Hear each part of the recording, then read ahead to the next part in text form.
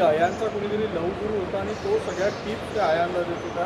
काय नेमकी तुमच्याकडे माहिती आहे? मी अमरावतीला SP सोबत संपूर्ण जो त्या ठिकाणी या घटनेचा या कृत्याचा काय काय तपास झाला याच्या माझी रोज चर्चा सुरू आहे. पालकमंत्री म्हणून या घटनेला मी रोज बघतो आहे.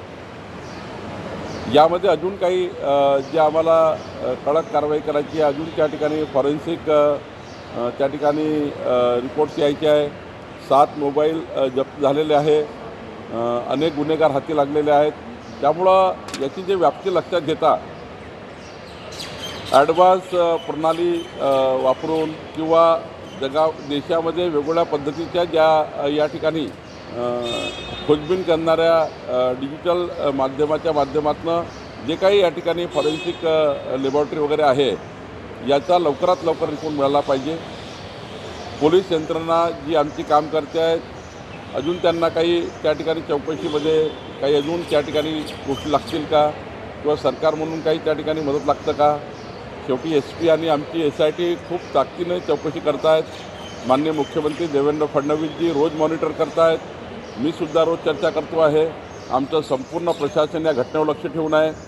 एकच विनंती सर्वांना आहे, SITचा येत नाही तोपर्यंत या घटनेची जास्त राजकीय वाच्यता करू नये. चौकशीवर कुठला दबाव येईल किंवा या चौकशीवर कुठला त्या ठिकाणी चौकशी भरकळेल असे कोणतेही वक्तव्य कोणी करू नये असं मला वाटतं. या प्रकरणामध्ये अत्यंत महत्त्वाचा ट्विस्ट असा आहे, अल्पसंख्याक आयोगाचं म्हणणं आहे की फक्त 8 पीडित मुली आहेत ज्या मुस्लिम समाजाच्या आहे. नवनीत राणा, अनिल बोंडे यांनी अतिरेक करत 100-180 मुलींचे नावं या ठिकाणी हे संख्या सांगितली आहे. मूळ संख्या किती आहे पीडितांची? मी वारंवार सांगितलं की जे 7 मोबाईल किंवा जे काही डिजिटल आमचं फॉरेन्सिक ऑडिट होणार आहे आणि 7 मोबाईल पकडल्या गेले आहे, काही लिंक पकडल्या गेल्या आहेत, यावर फॉरेन्सिक तपास झाल्याशिवाय त्यांचा पूर्ण रिपोर्ट आल्याशिवाय मी तरी बोलणं योग्य होणार नाही.